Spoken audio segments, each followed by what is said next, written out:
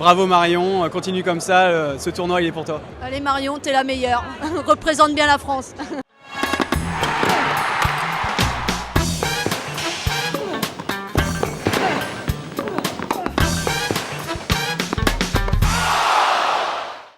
Au sommaire de ce MAC de l'Open, retour sur les qualifications de Marion Bartoli et de Maria Sharapova en quart de finale.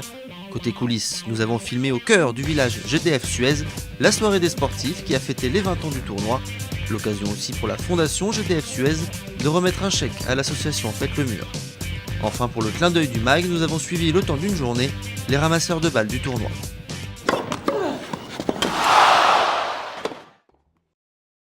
Très attendue par le public parisien, la Française Marion Bartoli s'est qualifiée pour les quarts de finale du tournoi. Le rêve de soulever le trophée devant ses fans se prolonge pour son plus grand bonheur. En revanche, Pauline Parmentier n'a pas réussi à rééditer son exploit de mercredi.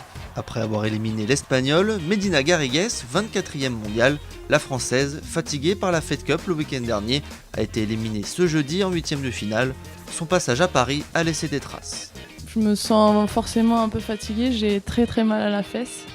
Donc là je vais aller me faire masser. C'est également fini pour la jeune Alizée Cornet, éliminée dès le premier tour ce mercredi. Une grande déception pour la joueuse, membre du team GDF Suez. Une grande déception de ne pas avoir honoré mon wildcard et d'être déjà sortie du tournoi alors qu'en ce moment je joue très bien à l'entraînement, donc c'est un petit peu dur à encaisser. Je crois que j'aime vraiment ce sport et que je m'accrocherai jusqu'à ce que ça marche. Sinon, pas de soucis pour l'ancienne numéro 1 mondiale Maria Sharapova, qualifiée en quart de finale. En quête d'une première victoire dans ce tournoi, la Russe a parfaitement fait honneur à son rang de tête de série numéro 1 du tournoi.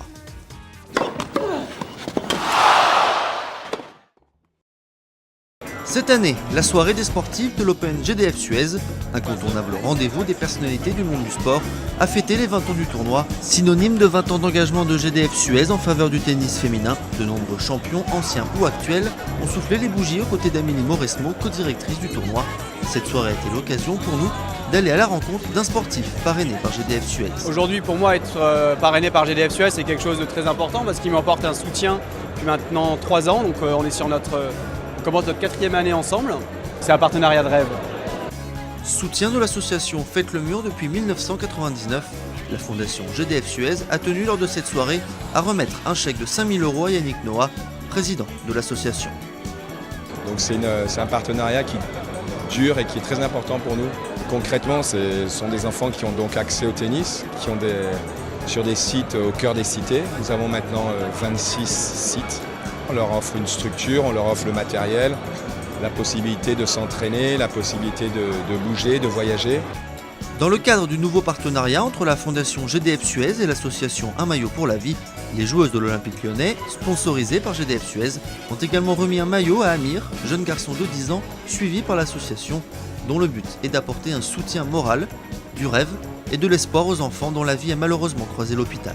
Toutes les deux, on est marraines de l'association et ça nous tenait vraiment à cœur en fait d'être présentes ce soir et puis de pouvoir échanger un petit peu avec le petit Amir.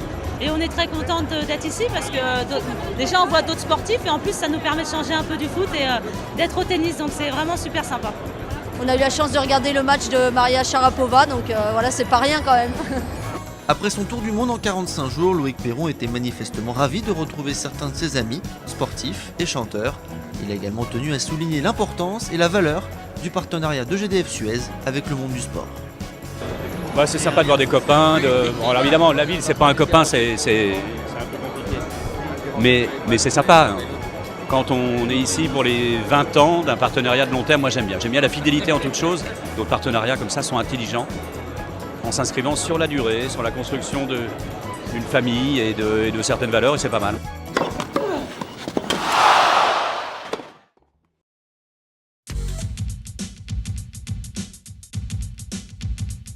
Allez, on monte bien haut. Allez. On revient en trottinant. Je m'occupe que tout se passe bien sur le terrain, que les ramasseurs sont bien en place, qu'ils ne font pas d'erreurs, bien les échauffer, les étirer pour qu'ils soient prêts, qu'il n'y ait pas de blessures.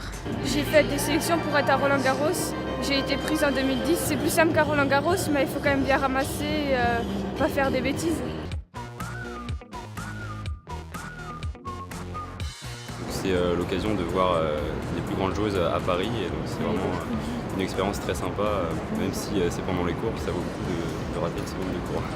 Quand c'est télévisé, etc., il faut être assez sérieux et rester concentré pendant tout le match pour ne pas énerver les joueuses si on est trop lent, etc. Moi j'adore ces enfants parce qu'ils font un boulot merveilleux et ils sont nickel, ils ont un peu toutes les qualités qu'on cherche pour un ramasseur de balles, pour aller ramasser les championnes comme Sharapova et compagnie.